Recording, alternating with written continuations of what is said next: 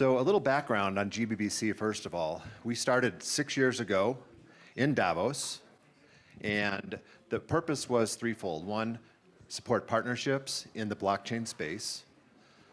Two, education of the industry on level 100 blockchain, all the way up to more sophisticated technology conversations in blockchain. And then three, and it's become even more important the last couple of years, is supporting or advocating for some of the big topics that are related to what's happening in blockchain, in the blockchain ecosystem. More specifically, we work both at that high level, but more importantly, we also work at the technology level to support open source capabilities. And one of the ways we do that is through our working groups. Hedera joined GBBC 3 years ago or thereabouts, and they've taken a leadership position. The first project they took on was our voluntary carbon markets.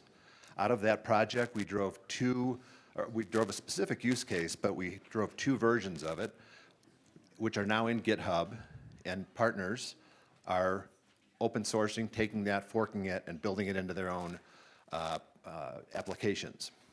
So that's the voluntary side. And we did that because it was voluntary. It was easier to get our handle around what was actually happening in that space. Working group was able to coordinate on 2 things. One, the taxonomy. Starting a new market, what does all that mean?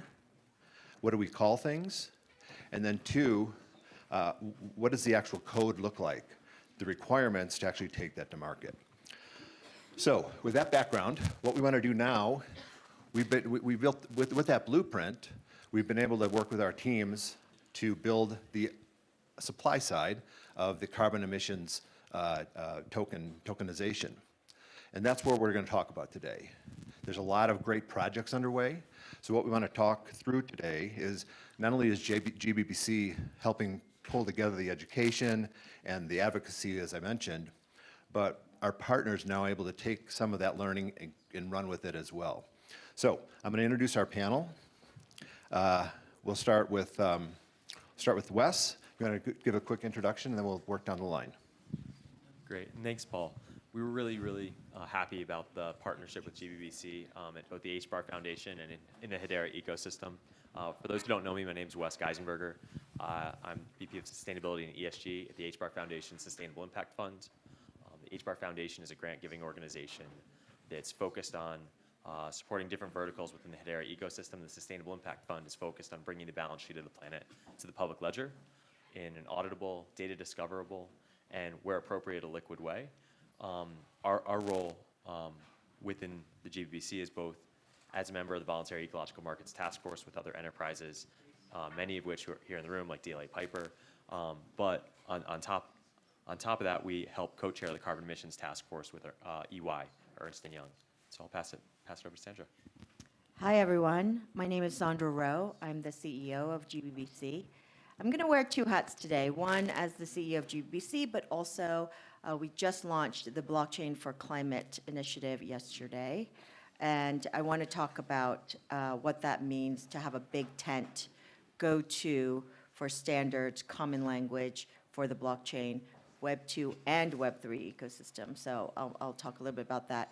But just so to be aware, the mission here is how do we take the good work that every single one of you has done, and how do we actually come to some level of commonality across the technical and also the business side of things to create the standards and the common language we need to actually scale properly to a global multi-trillion-dollar market. At the end of the day, if we're all sitting there being big fish in our own little ponds, it doesn't really work. And that's largely the way this industry has evolved. And I'm not talking about blockchain necessarily, I'm talking about the carbon market industry. So I would like to see us work together. GBBC has more than 500 institutional members with 230 ambassadors across 108 jurisdictions and disciplines.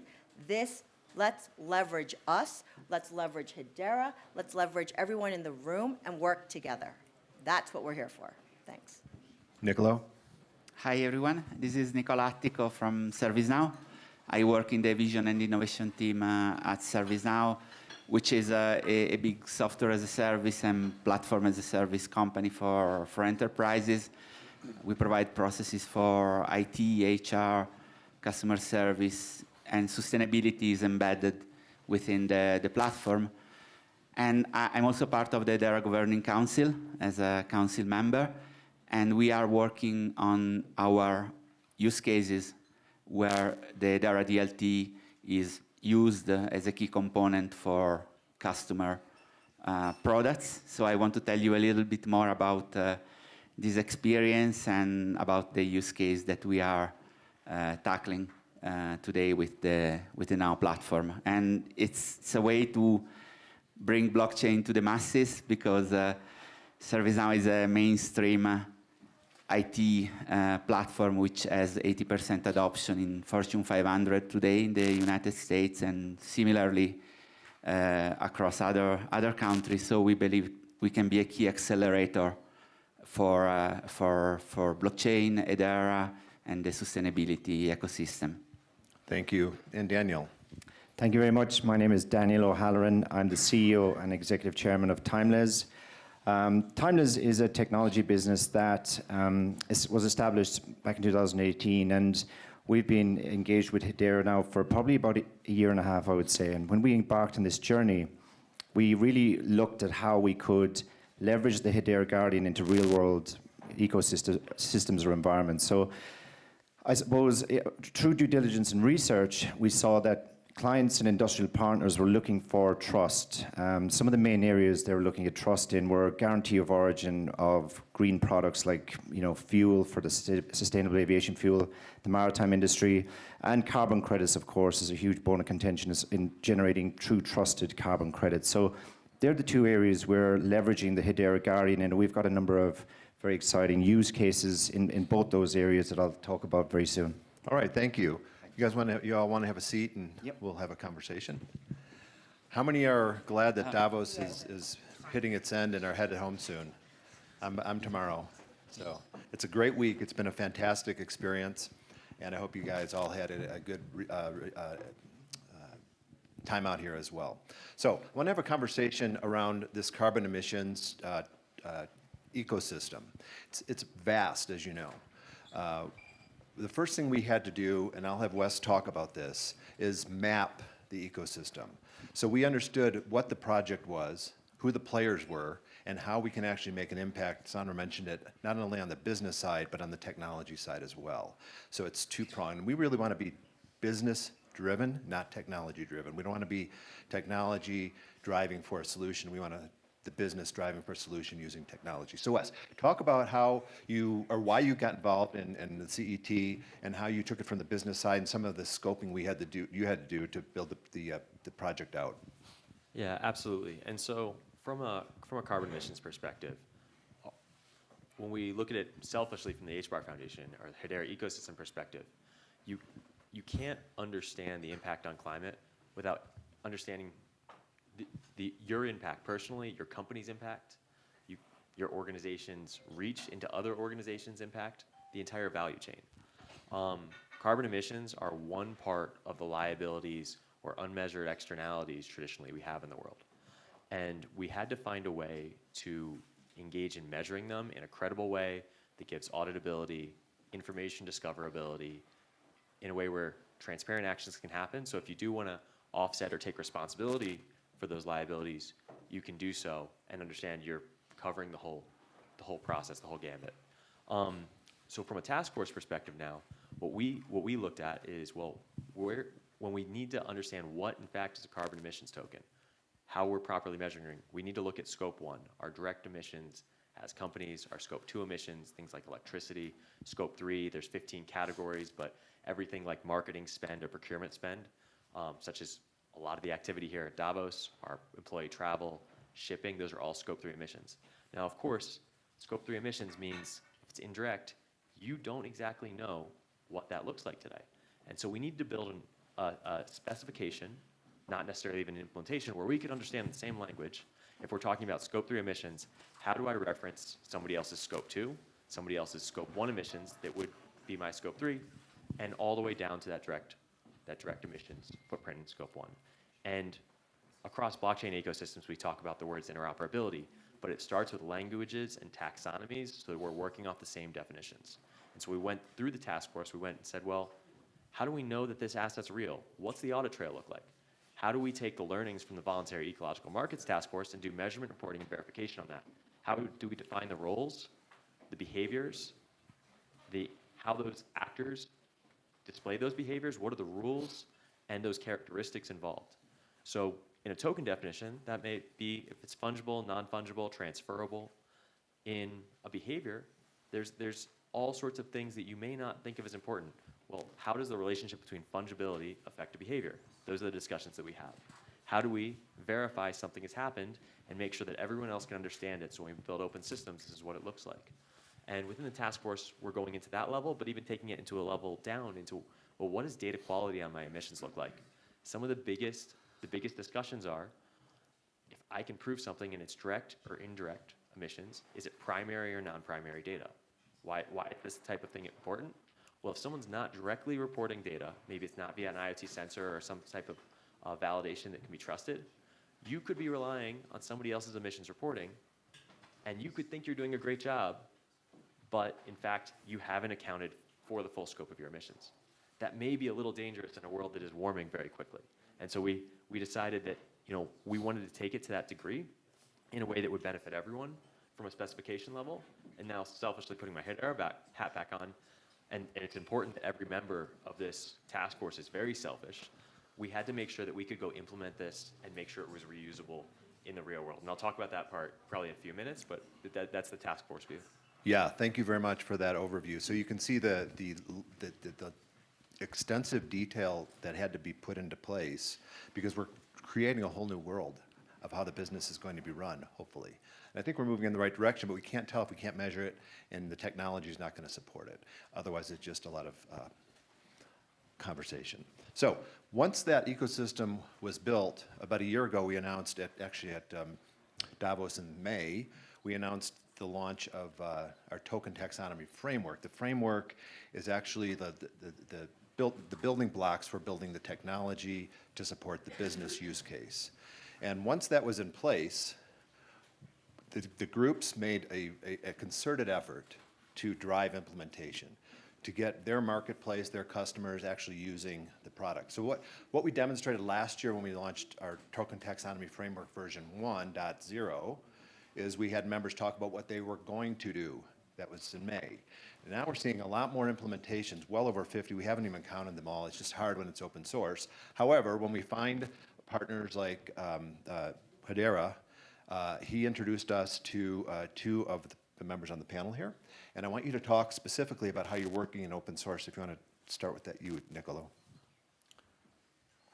Well, so from a ServiceNow perspective, what we think is that it's key to be fast in bringing big enterprise on board with emissions tracking and proper offsetting. So our approach is really to help customer track emissions properly, and on that we are leveraging the ESG management and reporting solution that is available in the Now platform. And our role really in the ecosystem, what we think we can play, is really from one side being the workflow of the ESG tokenization and reporting, which is what ServiceNow does very, very well. Now, ServiceNow is a low-code platform in itself, so the approach that we are leveraging is providing applications for customer in order to automate this kind of activity in such a way that there is no delay from the decision moment to the implementation moment. And we do that through the ServiceNow store, which is the place where we are publishing and providing the application for enterprises. These are not necessarily open source. They can embed components which are open source, and we deliver to the entire ecosystem of participants. Right. And that's a great point I want to build out on a little bit. That open source, it sounds good, but eventually you have to run a business. And so we're not here to dictate what the business is or isn't. And there's obviously competitive relationships. That's what we want. We want a healthy community. But you can't do that if it's too small, right? We've got a big pool out there. We've got to make sure we can scale. So to your point of open source gets you so far, but then proprietary or other business models have to drive a valid business that'll keep it sustainable.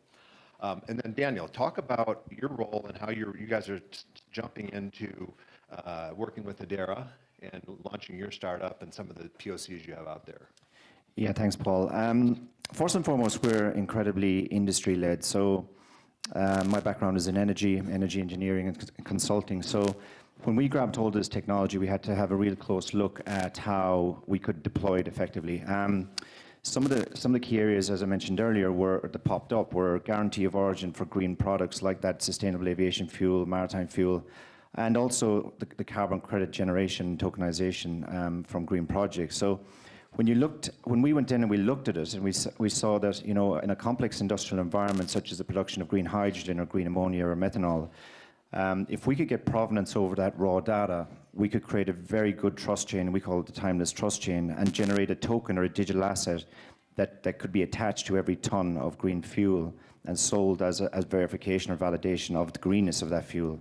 Now, again, industry came back and said that this is exactly what they wanted. However, standards are kind of, geographical location to location are all over the place.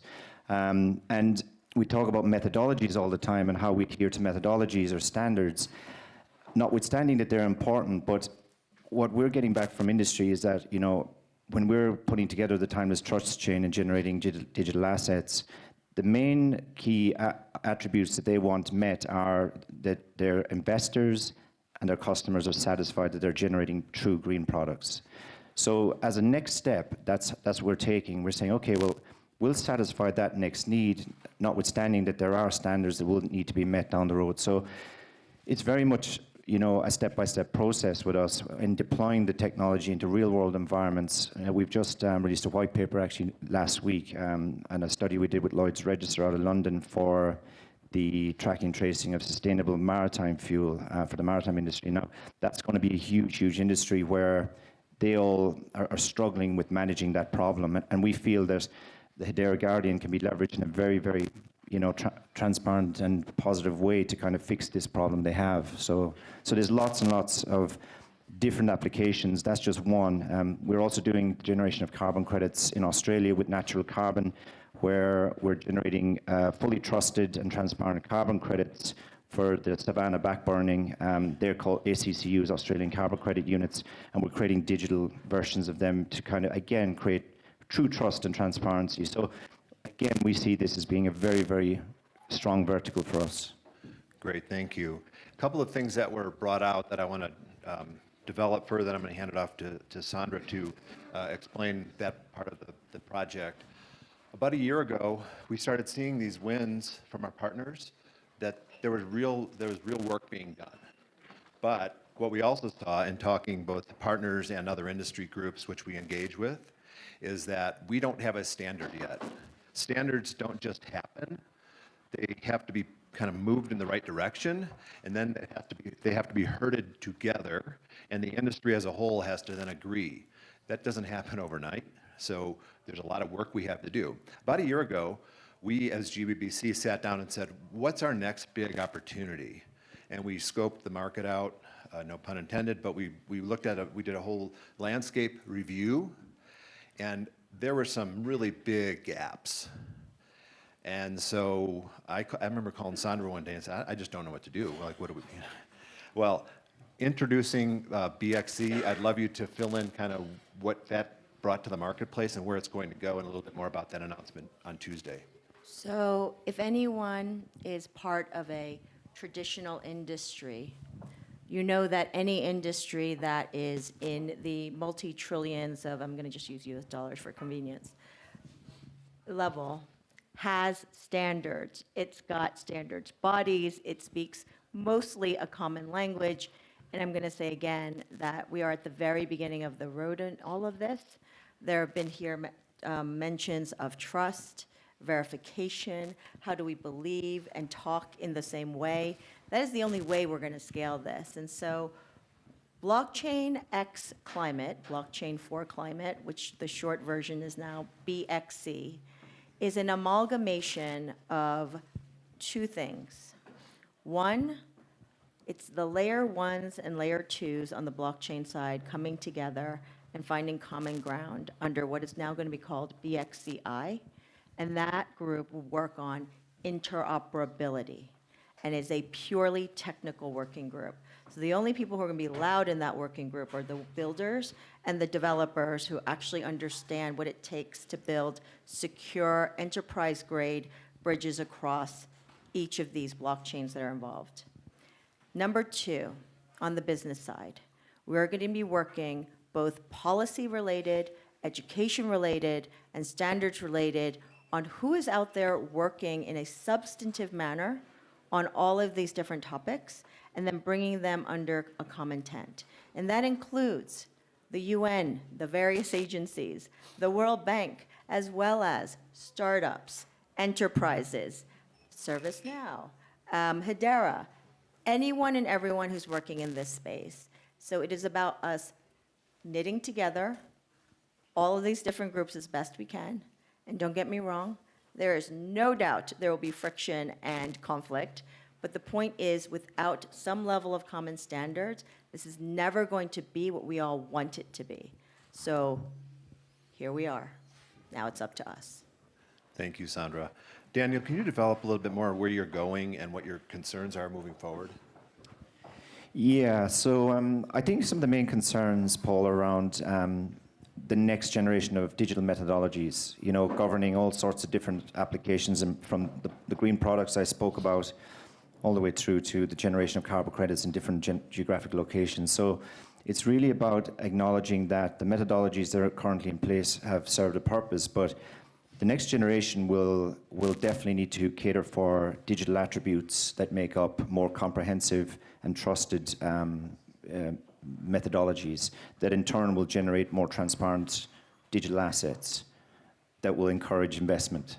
So from our perspective, the big thing all along has been, we know the technology is there, we know the technology is moving at a very fast pace, but the digital or the hybrid methodologies we talk about need to keep up also to meet industry's needs. So if a company comes to us and says, okay, well, we need to verify green methanol, is there a standard for that? And we go, well, there is a traditional standard, but we can add a lot more to that through adding in more, I suppose, a digital layer to the methodologies that will add more trust.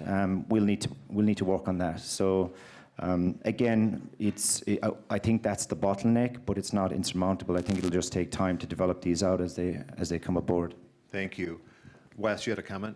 Yeah, and I want to take a step back on the methanol comment, because I want to make sure everyone understands what that actually means in terms of carbon emissions tokens and some of the goals that we're looking to achieve. So for folks who don't know, when you're thinking about green hydrogen or some of these other products, the first thing you have to do is determine an emissions baseline. So not to skip past what we're doing in creating new green products, the first step you have to have is a carbon emissions token. And so if you look on Hedera today, you can actually see carbon emissions tokens from Timeless on the public mainnet for Hedera, following the draft specification for a carbon emissions token. Now, when Daniel says methodologies, those methodologies are going to change product to product. The methodology that Daniel's team open sources, and as you can actually see today in the Guardian GitHub repo, you could go take it, copy it yourself, and prove it, is going to be different than what Avery Dennison does. Avery Dennison contributed in GitHub an open source methodology. And all of these different folks, in trying to solve for this bottleneck, are creating digitized and open source methodologies as part of the largest digitized and open source methodology library in the world. One of the goals of the Sustainable Impact Fund is to not just have that largest library in the world, but continue to grow it. And we want to take that digitized and open source methodology, not just for the offset side of the market, not just for the CET side of the market, but expand into biodiversity in the other areas. We do not believe that accounting for our natural capital assets should be proprietary. In the past, some folks have said, I'm going to write the book, I'm going to make 10% off of it every time. But if you try to make 10% off, or whatever the cost is to use that rule book, we're not going to know when we're capturing emissions, we're not going to know when we're releasing emissions, and we're going to be very quickly beyond our 1.5 or 2 degree goals. And so I think that's a really important element. We do absolutely have to grow those methodologies. We have to make sure that they're scalable. We have to make sure they meet the standards. But the only way that they scale is if we have strong standards that are based and grounded in industry rules and that folks use and copy again and again and again. And I know that there's folks who are doing that today in this room, and we're really excited about that. Thank you. So what we want to get across is there are a lot of great projects happening. It's real world. There's a demo back here from Avery Dennison, I think, on how the carbon emissions cycle should work.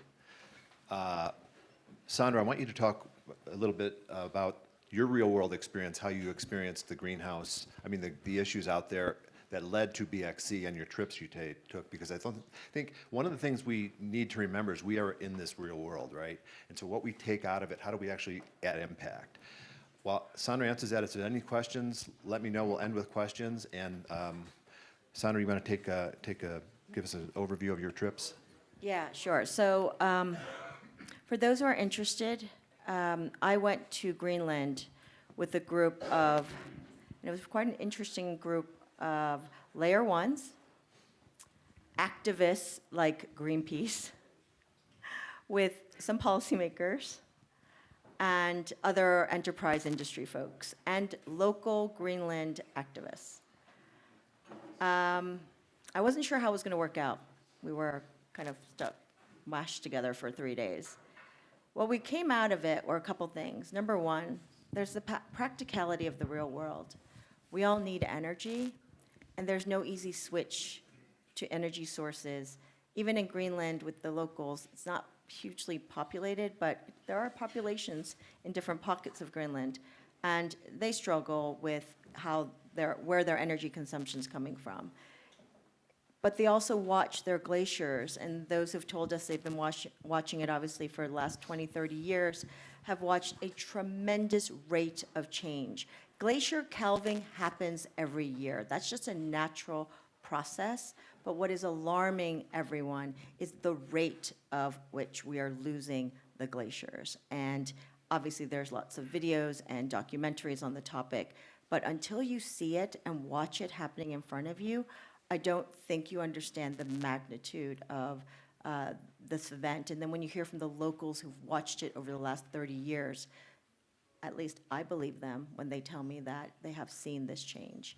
And so how do we marry those two things together? Practically, to throw out oil and gas and say, they're all bad, it's just not the way to work. I actually think we need to bring Web 2 enterprises that are very influential to figure out, as they're doing the energy transition, and we know it's been discussed all week here at Davos, how do we then bring together this community of innovators who are looking at it from a Web 3 perspective and bring this to scale together? So what I got out of that Greenland trip was we all need to work together. It is urgent. And number two, this year we are actually meeting again. And for those who are interested in participating, please let us know. We're going to be gathering a group of leaders of various backgrounds. Thank you. We have a couple minutes left. Any questions? Yes. Okay, so you guys are obviously working on making carbon credits that are compliant with all of the standards that they need to be, and they're actually going to be helping decarbonize. But there are a lot of carbon credits that have been flying around historically, even from pretty big organizations like the Nature Conservancy, that aren't really worth as much decarbonization as they say they are. So how are you guys going to build an ecosystem of carbon credits on this blockchain that stops people from making fraudulent tokens? Wes. So I think you bring up a fantastic point. When you see a carbon credit, oftentimes you see 1 metric ton and a methodology. It's really hard to get data behind it. When I've bought credits in the past, I've tried to follow the value chain and gone through a broker, trying to get to the verifier they point us to, who then points you to the project. It's almost impossible to get that information and verify it yourself. When we say we were trying to bring the balance sheet of the plan to the public ledger, we're not just talking about the asset and the methodology, but every role, actor who fulfills that role, and the data that they produce, so you get the audit trail following the measurement, reporting, and verification process. Now, just because you transparently disclose something does not mean it's good. It just means you can provide judgment on it, and we can build analytical systems that tell you whether it's good or bad. If you're going to rely on another expert, but they have access to the same data that you do, you can make an interpretation of, well, is their judgment good? Somebody else can weigh in on that. no different than Yelp or Google. Now, the carbon markets with Yelp or Google isn't the same. We do not want to have everyone chiming in and bots pushing up or pushing down the value of credits. That's not great either. But at the same time, we've built a system in the Hedera ecosystem called the Open Source Guardian, which allows you to put all those methodologies out there in a digitized form where they're not just rule sets, they're actual operational technology where you can understand every single data point linked to that unique asset. So if you were to say in the context of Vera or Gold Standard, you could put those rules out there. But there's probably a lot of improvements that you may want to make or depth of detail that you may want to get from a verifier that should be out there in a public ledger. You know, there's only so many verifiers in the world. There's about 33 that, you know, we track regularly. Surprisingly, maybe not surprisingly, you don't see any verifiers that are based in Africa. A lot of the projects in the carbon markets, I heard someone cite the stat, I don't know if I should repeat it, but it's nearly 90% of the credits coming out of Africa live on Vera. And that idea of they don't have verifiers based, with home offices based in a continent where the majority of the credits are on their registry is something that we can improve on. One of our goals is scaling validation and verification. We need to probably more than double the amount of verifiers. We need to engage local communities to verify. That's actually something that improves the quality of the assets because they're engaged, not just with their local communities, their local partners. They have understanding of, you know, as land stewards, what's valuable not just to them, but to the environment. You know, a company like some of the folks who we work with and cited here today, they're not going to be experts in what's happening in Mozambique if they don't have operations in Mozambique, but they may want to buy carbon credits from Mozambique. And that type of relationship where you're engaging local land stewards to help verify that information, bring it on a public ledger so you can understand the process and the data, you know, we see as an opportunity to improve the value and the quality of those assets. And so hopefully that helps answer the question. But again, it's just creating a platform for opportunity, and it's our job as a whole ecosystem to deliver on it. Can I just add one point? How many groups do you know that are including indigenous people as stakeholders? Because we are.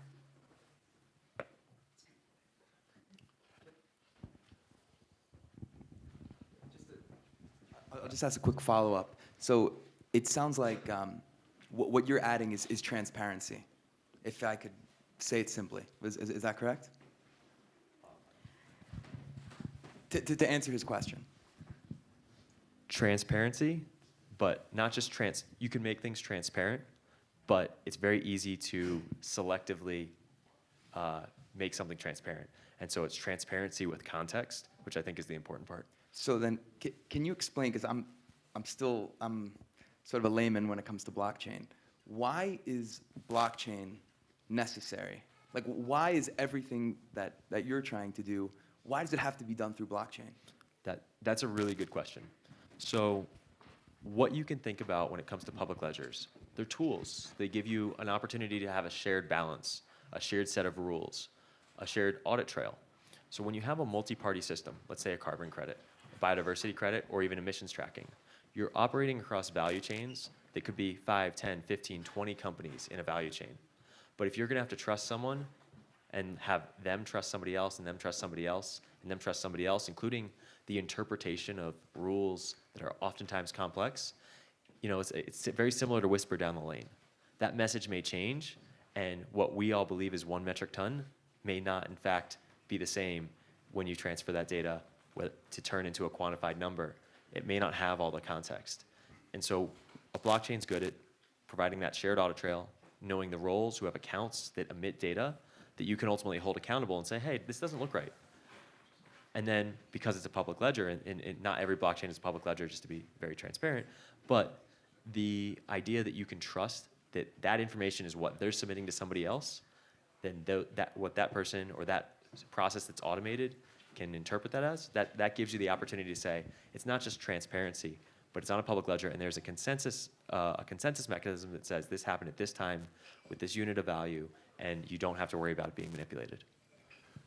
Thank you. We have a few minutes left for questions. While you are thinking of those, if you have any, a couple of websites to point you to.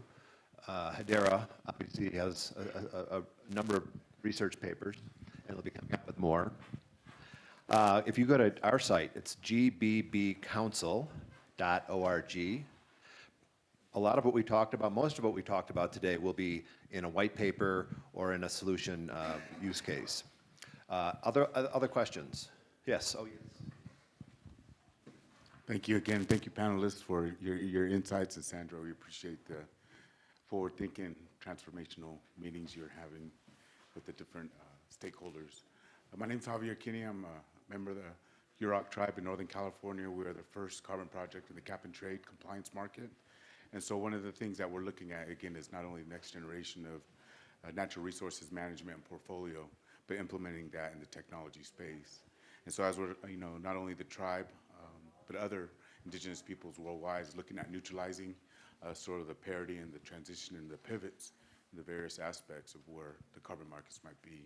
But my question is how, if there's a metric that we can include both on supply side and demand side of transitioning from extractive economies to a more regenerative economies. So as a tribe, we have different business models that may differ from just a revenue generating model, but having the sustainability behind that.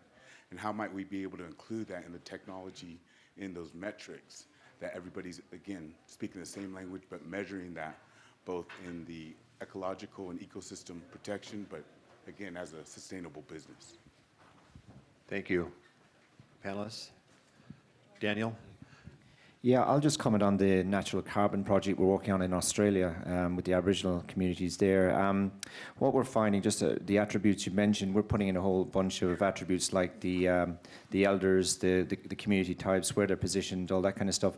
And not only that, but what we're finding is when we're deploying the Hedera guarding and developing these Australian carbon credit units for these Aboriginals, there's more money going back to the communities. There's more transparency, it's eliminating the middleman, and they're typically getting more. They're getting a premium for their carbon credit. So when you talk about attributes, I think that'll be geography of what are valuable in certain markets, but we are adding in, Australian First Nation attributes that are adding more credibility, they're making more attractive to institutional investors, for instance, and just giving that the timeless trust chain to developing these digital assets. Wes, you want to give a final comment? Any other questions? But let's go to Wes. Can I just say one thing? We need you. And we want you. Let's have a conversation. I want to echo what Sandra said, but I would say also when we create open source methodologies, they may start how the carbon markets have developed them, but adding attributes should be an iterative process. And attributes shouldn't just be additionality, durability, leakage, the traditional attributes that you see today in the carbon markets. They should provide values of local communities, because oftentimes we don't know as individuals what may be happening within a specific community if we're not previously exposed to it. And there may be great things that aren't carbon specific that proper governance of these methodologies can start to bring into our markets. We're oftentimes a little bit carbon drunk as an industry, and bringing in biodiversity attributes, conservation attributes, and we're not all experts on each one of these areas, but oftentimes local indigenous communities, land stewards are. And if we can start to bring those types of attributes in, we can start to not lose them. They don't become externalities to the rest of the world. They can actually become lessons learned and properly brought into our units of account so that we actually can know and bring these practices in a way where we learn from them and can create better value for our planet and frankly better outcomes. Thank you. I was told we have time for one more question, so we'll pass it off to... Hey, I think this will probably be more focused at Wes, but we'd love to hear from the rest of the panel. I think that it's very easy for everybody in the room, especially in a place like this, to be enamored with the institutional involvement, but the core tenets of decentralization rely on the individual. And so beyond creating a taxonomy framework and these more basic things, Hedera has been actually a pioneer in something called decentralized identity and creating this bridge to the individual. And ultimately, if we don't educate that end user, each individual on the planet, to understand what's going on in this vein, it'll be very difficult to change those hearts and minds, especially on both sides of the political aisle. So can you guys speak to that in terms of what a potential framework for education to the individual may look like? I think there's, and we're really blessed to have a guy on our team named Paul Madsen who was the lead architect when Hedera was founded, who spent a lot of time working with the Sustainable Impact Fund on helping bring the Guardian into a standards-driven way, following W3 standards for decentralized identifiers and verifiable credentials. I think there's an opportunity for folks to understand that they don't just own their identities, but there's certain things that they can selectively disclose, and that is their information. There's opportunities where you're not, in these processes, you're not disclosing PII. And I think for folks to understand they can contribute value, ecological value to our planet by sharing information without sacrificing their privacy is a big opportunity for us. As an industry, we really need to, working with GBBC, other organizations like the W3C, need to take an educational approach so that we understand that we don't just own our identities, but we also have this opportunity to take all the information that we know and bring it into, supporting, driving ecological values for our planet, proper governance. We just heard a question about, how we can better look at governance for indigenous peoples where they may have lessons learned, but they may not want to share every single element about that. And showing how we can own identities, attributes, credentials is a new opportunity for us. And we do some of that in task force, but we certainly should, I think, do more. So the question was directed to the whole panel, so we'll do a final feedback on the individual engagement, and then we'll close the session. So Nicola? If I can add something to this question as well. I think it's important education also in the context of enterprises and make them more aware and knowledgeable about what blockchain can actually provide. I'm convinced that a key aspect of that is simplification and make it easy for big enterprises, which are also the biggest emitter, if we are speaking of greenhouse gases, can access all the service that the ecosystem, the blockchain ecosystem, and specifically the Hedera ecosystem can provide. Of course, from an enterprise perspective, many of these services today can still look fragmented, so it's very important to have some level of aggregation that the community can provide in order to easily tailor these services to business and big and medium enterprises. And Daniel, what's your point of view on the individual engagement? Look, I think organizations like this will add incredible weight to starting the education process, because it starts with credibility at the end of the day, Paul. So, I think well done for what you're doing, and that's the first step, and then as we move towards the education curve. And Sandra, you want to give your last thoughts on individual engagement? Look, as much as I believe this technology will do amazing things for what we're trying to achieve here, it's about the people, it's about the trust, and you have to understand that everyone has different reasons for why they're in it. So I always ask myself two questions. What's in it for me? What's in it for the individual I'm dealing with? And how do we find common ground? So I think we need to be realistic about the fact that not every single person in the room has the same exact set of incentives, but there is common ground that we can find, and that's the basis for how we're going to get this all off the ground and go fast, because we need to go faster. Thank you to our panelists, Daniel, Nicola, Sandra, Wes, Lena, Christian, the rest of the Hedera family that's here. Really impressed with what you brought out here today and the engagement level. Thank you to all of you for coming out. Again, gbbcouncil.org, or is it hedera.com, or what's the best place to send them? If you want to read more about use cases, hedera.com and /ecosystem. All right, thank you very much. Thank you.